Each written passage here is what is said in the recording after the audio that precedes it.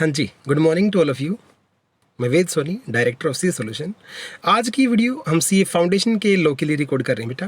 और मैं घर पे ही वीडियो नहीं बना रहा क्योंकि घर पे बच्चे पढ़ने नहीं दे रहे, कोरोना की वजह से बच्चे बाहर नहीं जा रहे और वो पूरा दिन हुड़दंग मचाते हैं, तो मैं गाड़ी में ही वीडियो आपके लिए रिकॉर्ड कर रहा हूँ।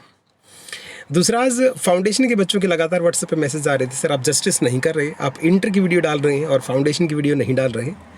हालांकि मैंने एक रिप्लाई भी किया कि बेटे जान है तो जान है, कोरोना में क्या पता बचे नहीं बचे। तो वो बोलते हैं सर फिर तो इंटर की मत डालो। तो उनकी रिक्वेस्ट पे हम ये वीडियो आज आपके लिए बना रहे हैं। और अब रूटीन में बेटा मैं सी फाउंडेशन की भी सारी वीडियो लो की आपके लिए डालता रहूँगा, तो आप घर बैठे रहें, स्टडी करते रहें, सेफ रहें।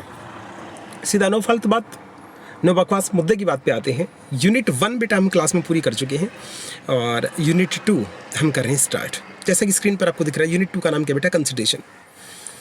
कॉन्ट्रैक्ट एक्ट के अंदर बेटा कंसिडरेशन का एक बहुत बड़ा रोल है। ये कहा जाता है कंसिडरेशन नहीं होगा तो कॉन्ट्रैक्ट भी नहीं होगा, तो हम कह सकते हैं कंसिडरेशन एक बहुत ही एसेंशियल है। कंसिडरेशन होता क्या है सर?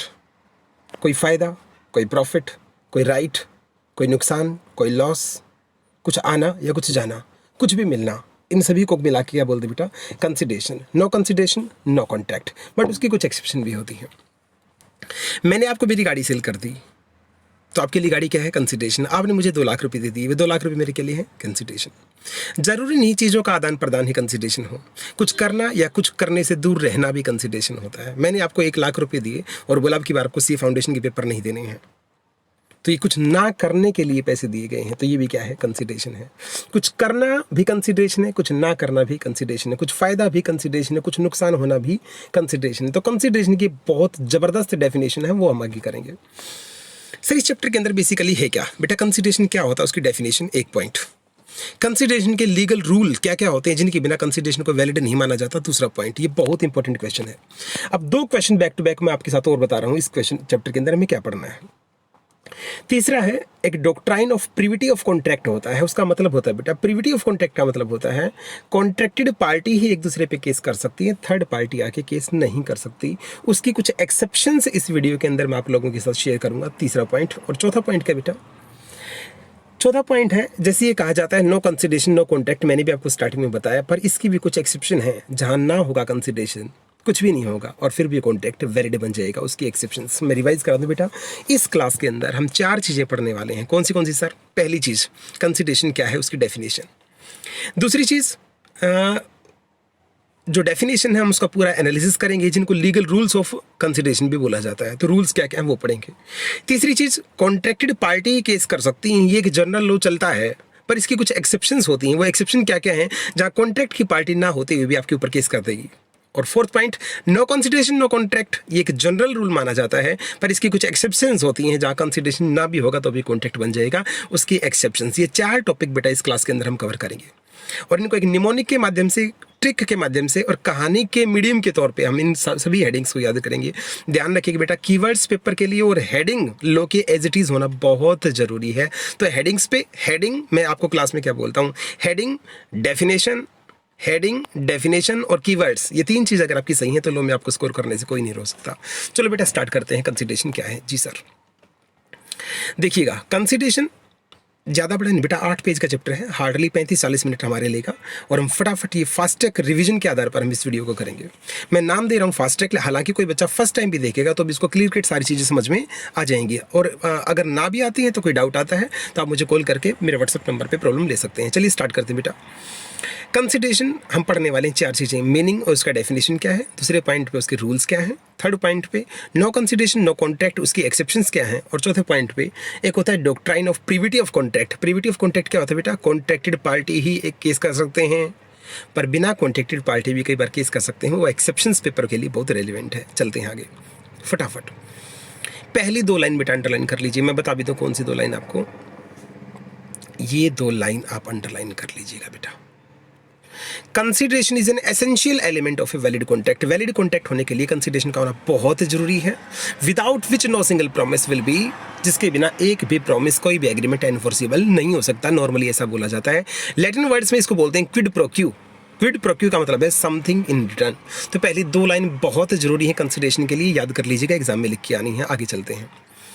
दूसरे नंबर पे व्हाट इज कंसिडरेशन, कंसिडरेशन क्या है बेटा, कंसिडरेशन क्या है, इसके लिए ढेर सारी डेफिनेशन है, बट हमें डेफिनेशन जो पढ़नी है वो जो हमारे आईसी ने मॉड्यूल के अंदर जो हमें याद करवा रखी है वो डेफिनेशन हम याद करेंगे फटाफट। सेकंड पॉइंट में बेटा कंसिडरेशन का मीनिंग है, ध्यान दीजिएगा, डेफिनेशन नहीं है, डेफिनेशन तो दे रखी सेक्शन 2D के अंदर। सर क्या कह रहे हैं बेटा, ये जो पार्ट है ये जो पार्ट है ये डेफिनेशन को मीनिंग को समझाया गया है, ये डेफिनेशन नहीं है।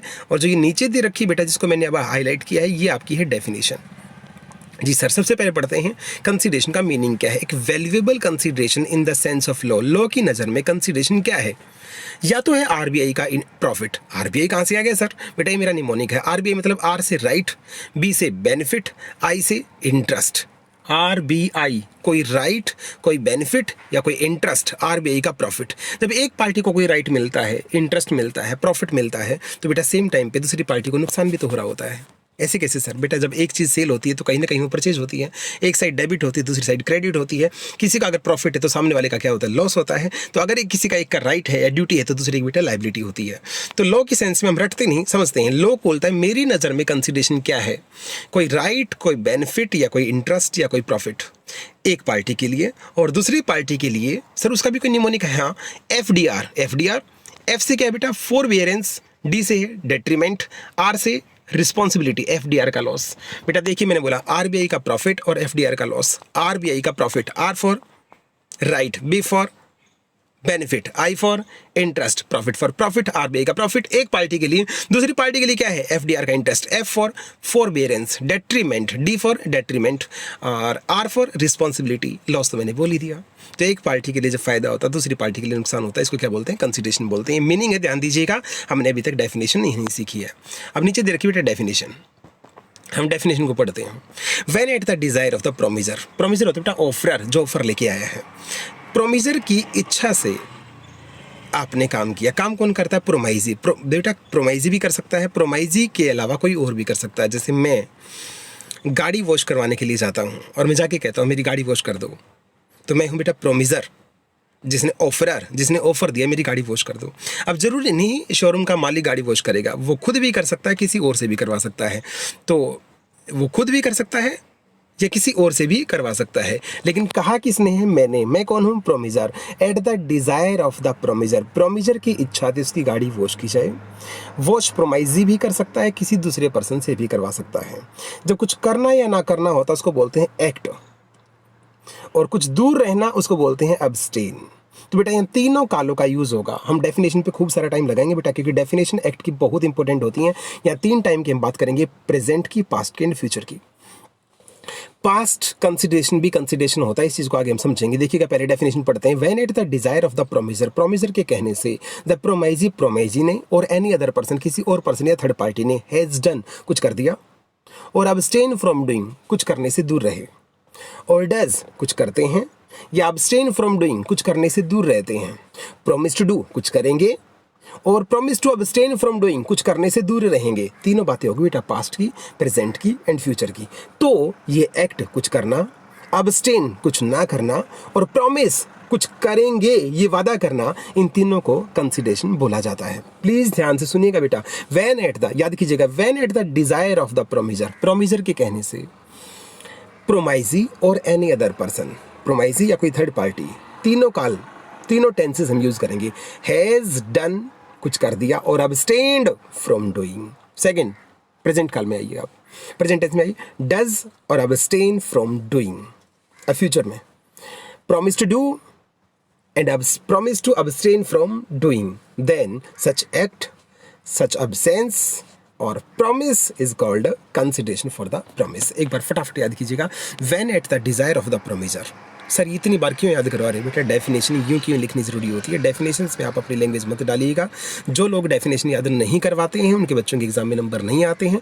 आपको अच्छा लगे ना लगे, डेफिनेशन तो मैं याद करवाऊंगा। ऐसे कर लोगे तो अच्छा, नहीं तो पीट पीट के याद कराऊंगा। ये आपको क्लास में कई बार बोलता हूँ कि प्यार से याद कर लोगे तो अच्छा है। जब मैं आपके साथ मेहनत करने के लिए तैयार हूँ तो बेटा आप मेरे साथ मेहनत करने के लिए तैयार क्यों नहीं है। When at the desire of the promisor, promisor के कहने से, द प्रोमाइजी और एनी अदर पर्सन, प्रोमाइजी या कोई भी थर्ड पार्टी, हैज डन और अब्सटेन्ड, कुछ कर दिया या कुछ करने से दूर रहता है। डज और अब्सटेन्स फ्रॉम डूइंग, कुछ करते हैं कुछ करने से दूर रहते हैं। प्रॉमिस टू डू, कुछ करेंगे और promise to abstain from doing, कुछ करने से दूर रहेंगे, then such act such abstinence और प्रॉमिस इज कॉल्ड कंसीडरेशन। जी सर। अब बेटा ये डेफिनेशन हमने इतनी बार याद कर ली, तो इसका एनालिसिस में हमें 1 मिनट लगेगा। सबसे पहले कंसीडरेशन इज एन एक्ट, कुछ करना, डूइंग समथिंग। मैं कहता हूँ मेरी गाड़ी वॉश कर दो, उन्होंने मेरी गाड़ी वॉश कर दी, बदले में मैंने 500 रुपये दे दिए, ये था कंसीडरेशन इज एन एक्ट। जी सर। सेकंड है consideration is an abstinence, do abstain from doing something, कि कुछ करने से दूर रहना। सर ये क्या होता है? जैसे मैं बोल दूं बेटा आपकी मैं बोलता हूं किसी को, भाई साहब आप ये काम नहीं करेंगे और ना करने के बदले में मैं आपको 1000 रुपये दूंगा। आप मेरे ऊपर केस फाइल नहीं करेंगे, मैं आपको 1 लाख रुपये दूंगा। किसी को कुछ ना करने के बदले में जब आप कोई प्रॉमिस करते हैं, पैसे देते हैं, इसको बोलते हैं abstain from doing. Consideration is an abstain.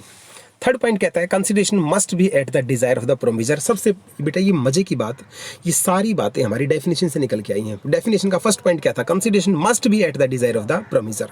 अरे यार एक बात बताओ, मुझे प्यास लगी है, मुझे कोल्ड कॉफ़ी पीने का मन है और मैं कॉफ़ी शॉप के बाहर बैठा हूँ, पर मैंने किसी को ऑर्डर नहीं किया। अब 3 केस हो सकते हैं। कॉफ़ी शॉप का मालिक किसी बंदे को भेजता है, मैंने किसी को नहीं कहा, खुद आके मेरे को कोल्ड कॉफ़ी पिला के जाता है, 1 केस। दूसरा, मैंने कोल्ड कॉफ़ी ऑफर की, फिर वो कोल्ड कॉफ़ी पिला के जाते हैं, दूसरा केस। तीसरा, मेरे को देख के कोई किसी और ने कहा भैया उस बंदे को कॉफ़ी पिलाओ, और कोई मेरे को कॉफ़ी पिला के चला गया। इस 3 केस में क्या वो मेरे से रिकवरी कर सकते हैं? फर्स्ट, अपने आप पिला के गए हैं, कोई कंसीडरेशन नहीं है, वॉलेंट्री काम कर रहे हैं, मैं जिम्मेवार नहीं उनको पैसे देने के लिए। दूसरा केस, मेरे कहने से अगर कोई काम हुआ है तो बेटा एट द डिजायर ऑफ प्रोमिजर हो गया, अब कंसीडरेशन है, अब आपको पैसे देने पड़ेंगे। थर्ड पॉइंट, अरे मैंने बोला ही नहीं, किसी तीसरे बंदे के कहने से आप मेरे को कॉफ़ी पिला रहे हैं, तो बंदा तीसरा पैसे देगा ना भाई, मैं पैसे थोड़ी नहीं दूंगा। इट मीन्स ये ध्यान रखिएगा, कोई भी कॉन्टैक्ट बेटा तभी स्टार्ट होता है जब वो प्रोमिजर की इच्छा से स्टार्ट होता है। Consideration must be at the desire of the promisor. Fourth point, काम जिसको बोला गया है वो खुद भी कर सकता है और किसी दूसरे बंदे से भी करवा सकता है। और पांचवा पॉइंट ध्यान दें, कंसीडरेशन डेफिनेशन में 3 टेंस यूज हुए थे। कंसीडरेशन में भी पास्ट, में भी प्रेजेंट एंड में भी फ्यूचर। तो एनालिसिस हमारा खत्म हो गया बेटा, और ये एनालिसिस कुछ अलग नहीं था, ये हमारी डेफिनेशन का ही पार्ट था। फटाफट आगे चलते हैं। देखिएगा क्या लिख रखा है, legal rules regarding consideration. Consideration के लीगल रूल्स क्या है? मजे की बात, लीगल रूल अलग नहीं होते, जो डेफिनेशन पढ़ी है उसी में 2 या 3 पॉइंट आपको ऐड करने हैं। मैं फटाफट चलूंगा।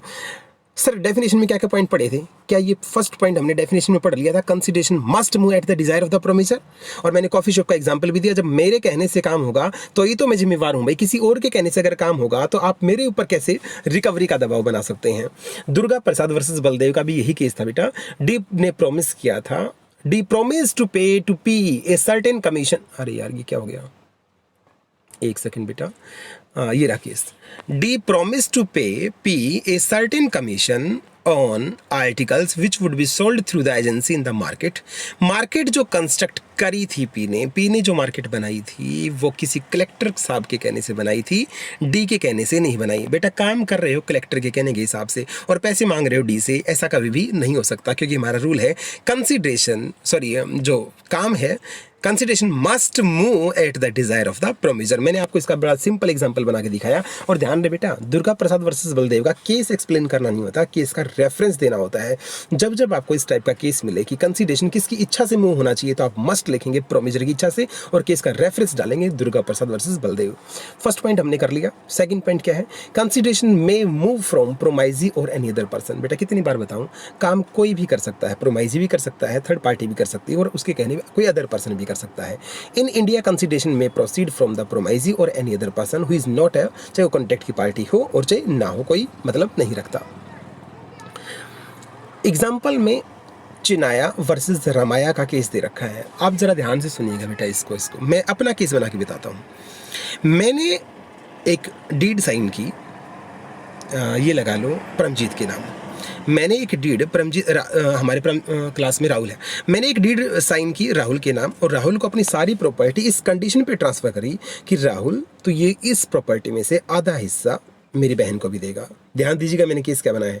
मैंने कोई प्रॉपर्टी डीड साइन की जिसके अंदर मैंने अपनी सारी प्रॉपर्टी राहुल के नाम कर दी, बट उसके डीड के अंदर एक कंडीशंस डाल दी कि राहुल कंडीशन ये है कि इसमें से तू 50% जो भी इस बिजनेस से कमाएगा 50% प्रॉफिट या 50% हिस्सा मेरे भाई को या मेरी बहन को देता रहेगा।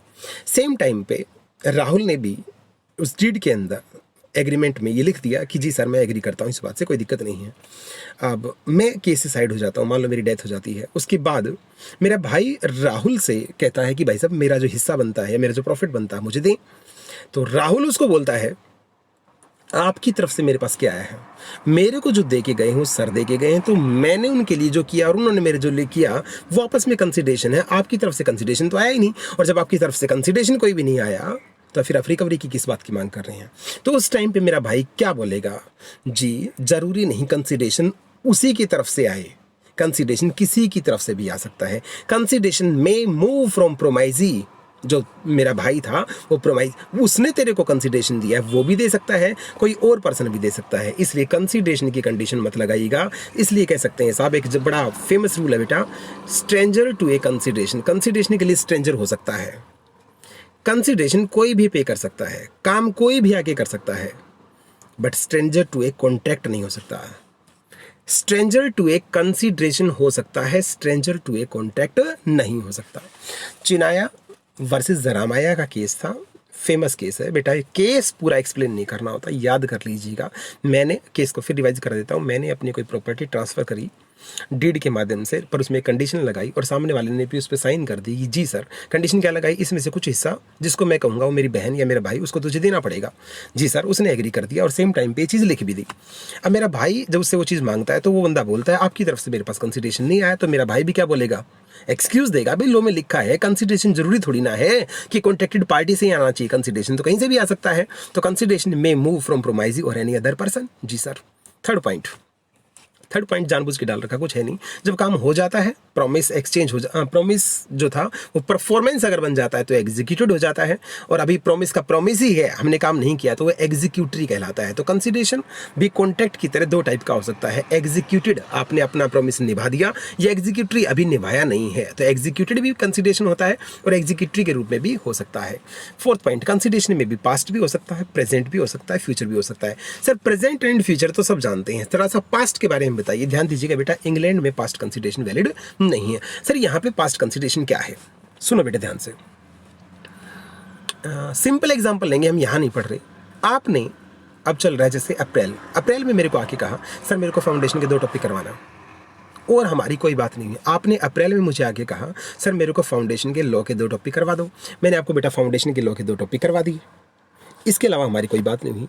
अप्रैल चला गया, अप्रैल के बाद मई आया, फिर जून में आके आप बोले मुझे सर हम आपको उसके 2000 रुपये दे देंगे। मैंने कहा ओके बेटा, मैंने पास्ट में आपके लिए काम किया, आपकी रिक्वेस्ट पे किया, उस टाइम हमारी पैसे की कोई बात नहीं हुई थी, लेकिन सब्सिक्वेंट बाद में आके अगर आप कोई पैसे देने का प्रॉमिस करते हैं तो प्रॉमिस कंसिडरेशन बन जाएगा मेरे काम के लिए, और कंसिडरेशन बनते बेटा वो कॉन्ट्रैक्ट का रूप ले लेगा, फिर आपको पैसे देने पड़ेंगे, ये ध्यान रखना। तो कंसिडरेशन, पास्ट कंसिडरेशन भी वैलिड होता है अगर सब्सिक्वेंट कंसिडरेशन में उसकी पेमेंट की बात हो जाए तो। प्लीज ध्यान दीजिएगा, मैंने एग्जाम्पल क्या दिया। अप्रैल में मैंने आपको पढ़ाया बिना किसी पेमेंट की बात हुए, मैंने आपकी रिक्वेस्ट पे आपके लिए काम किया था। बाद में मई जून में आके आपने मुझे क्या कहा सर हम आपको इसको पेमेंट कर देंगे। मैंने जैसे ही ओके बोला और आपका मेरा जो पास्ट कंसिडरेशन था वो आपके प्रॉमिस के लिए कंसिडरेशन बन जाता है। तो कंसिडरेशन पास्ट भी हो सकता है, प्रेजेंट भी हो सकता है और फ्यूचर भी हो सकता है। सर ये लिखा कहाँ है कंसिडरेशन पास्ट हो सकता है? बेटा जब हम डेफिनेशन पढ़ रहे थे और वहाँ वर्ड था हैज डन, जो थर्ड फॉर्म यूज कर रखी और अब्सटेन्ड फ्रॉम डूइंग,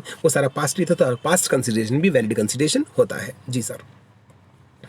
एग्जाम्पल जैसे हमारे इंस्टीट्यूट के मेटेरियल में भी दे रखा है, A perform some services to be at his desire. B के कहने पे कुछ काम किया गया, A performed some services to be at his desire. B के कहने पे इन्हें कुछ काम किया, कर दिया, कोई बात नहीं, काम खत्म हो गया।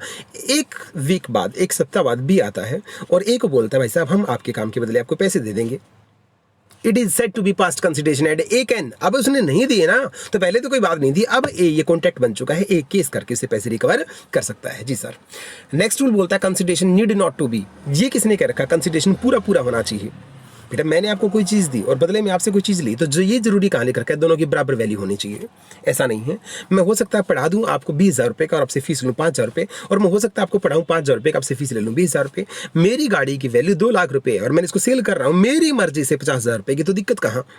इसलिए कहीं भी लॉ में ये नहीं लिखा गया कि कंसिडरेशन का एडिक्वेट होना जरूरी है। कंसिडरेशन फ्री कंसेंट से होना चाहिए, एडिक्वेसी कंसिडरेशन की मायने नहीं रखती। लेकिन ध्यान दे बेटा, मैंने बोला है कंसेंट से होना चाहिए। मैं 5 लाख रुपए की चीज़ 50,000 रुपये में सेल कर रहा हूँ, शॉकिंग न्यूज़ है। मैं 5 लाख की चीज़ 50,000 रुपये में बेच रहा हूँ बेटा, माना। अब यहाँ पे दो केस पेपर में आ सकते हैं बेटा। फर्स्ट केस, ये मैं फ्री कंसेंट से कर रहा हूँ। ए अपनी 5 लाख की चीज़ बी को फ्री कंसेंट के माध्यम से 50,000 रुपये में बेच रहा है, तो बी वो 50,000 देने के बाद गाड़ी उठाएगा, उसको कोई रोक नहीं सकता। कोई ये नहीं कह सकता कंसिडरेशन एडवोकेट नहीं था तो कॉन्ट्रैक्ट इनवैलिड हो गया, ऐसा नहीं होगा। दूसरा, ए बी को 5 लाख की चीज़ 50,000 में बेच रहा है, मजबूरी में, उसकी कंसेंट नहीं थी, फोर्सफुली उसकी कंसेंट ली गई है। अब कॉन्ट्रैक्ट बेटा वॉइडेबल हो गया, अब बी को गाड़ी नहीं मिलेगी। तो अगर आपकी फ्री कंसेंट है तो आप 5 करोड़ की चीज़ को 5 रुपये में बेची लो, आपको कुछ नहीं बोलता। Consideration need to be inadequate. Next कहता है performance of what one is legally bounded to perform. बेटा एक बंदा अपने वकील को जाके बोलता है, आप 10,000 रुपये, सर ये आप वकील से कहता, आप मेरा केस लड़ लोगे? उसने कहा जी सर। आपकी फीस बताइएगा? उसने कहा जी 10,000 रुपये। हमने उसको 10,000 रुपये दे दी। बेटा ये एक नॉर्मल कॉन्ट्रैक्ट चल रहा है। अब मैं उसको बोलता हूँ, अगर ये केस आप मुझे जितवा देते हैं, अगर इस केस में आप मुझे विजयी बना देते हैं तो, और आप पूरा दम लगा के काम करेंगे, तो मैं आपको 10,000 रुपये और दूंगा। 10 तो हम उसको दे चुके हैं, केस मान लो हम जीत गए। अब वकील हमसे कहता है 10,000 रुपये आपने और देने का वायदा किया था, अब उसको दो, तो वो ले नहीं सकता बेटा, क्योंकि जो उसने हमारे लिए किया है वो उसके लिए लीगली बाउंड था, और लीगली बाउंड के लिए हम उसके लिए 10,000 उसको पे कर चुके हैं। ये एक्स्ट्रा वो हमसे रिकवर नहीं कर सकता, क्योंकि एक्स्ट्रा के लिए अच्छा काम करना ये कोई कंसिडरेशन थोड़ी ना हुआ, उसको अच्छा काम तो वैसे भी करना था, इसलिए कंसिडरेशन नहीं हुआ, तो ये कॉन्ट्रैक्ट क्या हो गया? इनवैलिड हो गया। आप मेरी बात समझ पा रहे हैं बेटा? जो बंदा, सर एक बात बताओ, इस केस के अंदर थोड़ा सा चेंज करो। वो वकील बोलता है नॉर्मली मैं केस पे 6 घंटे के लिए 7 घंटे के लिए मेहनत करता हूँ, पर दिन केस के लिए बहुत कम है। भाई साहब इस केस के लिए मुझे रात को भी मेहनत करनी पड़ेगी। देखो सीधी सी बात है, नॉर्मली मैं दिन में मेहनत करता तो मेरी फीस होती 10,000 रुपये, लेकिन मैं एक्स्ट्रा मेहनत आपके लिए पूरी रात को जग के मेहनत करूंगा, इसलिए मैं 5,000 रुपये आपसे एक्स्ट्रा लूंगा। बेटा अब ये वैलिड कंसिडरेशन है, क्योंकि उसने पहले बता दिया मैं आपके लिए एक्स्ट्रा काम करूंगा। समझ रहे हैं मेरी बात? जो लीगली वो जिस चीज़ के लिए बाउंड है, जितना काम उसको करना ही करना है, उसके लिए वो कोई एक्स्ट्रा चार्ज नहीं ले सकता। हाँ, लेकिन लीगल बाउंड से भी ऊपर जाके अगर कोई काम करेगा तो एक्स्ट्रा चार्ज ले सकता है। यहाँ पे बेटा ध्यान दीजिएगा, मैंने दोनों केस बना दिए हैं। जी सर। नेक्स्ट पॉइंट बोलता है कंसिडरेशन आपका रियल होना चाहिए, सर्टेन होना चाहिए, इलिजरी नहीं होना चाहिए। जैसे मैं बोलता हूँ राहुल को कि मैं तेरी वाइफ को जिंदा कर दूंगा, जिसकी डेथ हो चुकी है, तो बेटा ये रियल नहीं है, और तू मेरे लिए कुछ काम कर, मैं तुझे कुछ दूंगा, ये कुछ देना या ना देना ये सर्टेन नहीं होता। तो रियल होना चाहिए, इलिजरी नहीं होना चाहिए। कंसिडरेशन अनलॉफुल नहीं होना चाहिए, इमोरल नहीं होना चाहिए, पीटने मारने वाली बात नहीं होनी चाहिए, मर्डर चोरी डकैती की बात नहीं होनी चाहिए। सर एक बार क्विक रिवाइज कराओगे? बिल्कुल रिवाइज कराऊंगा बेटा। सर आपने क्या क्या करवाया आज? कंसिडरेशन की डेफिनेशन हमने याद करी। जी सर। सेकंड नंबर पे डेफिनेशन का हमने एनालाइज किया। तीसरे नंबर पे हम कर रहे हैं उसके लीगल रूल्स। और मजे की बात बेटा, लीगल रूल्स अलग नहीं है, लीगल रूल्स डेफिनेशन से ही निकल के आए हैं। जैसे consideration must move at the desire of the promisor, consideration may move from the promisee और एनी अदर पर्सन, कंसिडरेशन में भी पास्ट प्रेजेंट फ्यूचर भी हो सकता है, एडिक्वेट होने की कोई कंडीशन नहीं है, रियल होना चाहिए, इल्यूजरी नहीं होना चाहिए, अनलॉफुल ना हो, इमोरल ना हो, पब्लिक पॉलिसी के अगेंस्ट ना हो, एग्जीक्यूटिव भी हो सकता है, एग्जीक्यूटेड भी हो सकता है। तो डेफिनेशन के अंदर ही 2-3 पॉइंट याद आपको ऐड कर दिए, तो बेटा आपकी क्या बन गई? ये लीगल रूल्स बन गए। नेक्स्ट चलते हैं, suit by a third party to a contract. एक काम करता हूँ, सेकंड पार्ट को सेकंड वीडियो के अंदर हम कवर करते हैं बेटा, और ताकि वीडियो लंबी ना हो। उस फ़ोन के अंदर नेट की स्पीड थोड़ी सी कम है, तो जो बाकी की जो बचा हुआ चैप्टर है, यूनिट है, उसको हम सेकंड वीडियो के अंदर कवर करते हैं। तब तक के लिए बेटा आप डेफिनेशन को पक्के से याद कर लीजिएगा, डेफिनेशन का एनालाइज अच्छे से याद कर लीजिएगा, और डेफिनेशन के जो मैंने लीगल रूल्स बताए हैं उनको लिख के बेटा एक बार आप जरूर देख लीजिएगा। तब तक के लिए आपके लिए धन्यवाद। ये मैं ऑफ कर देता हूँ बेटा वीडियो।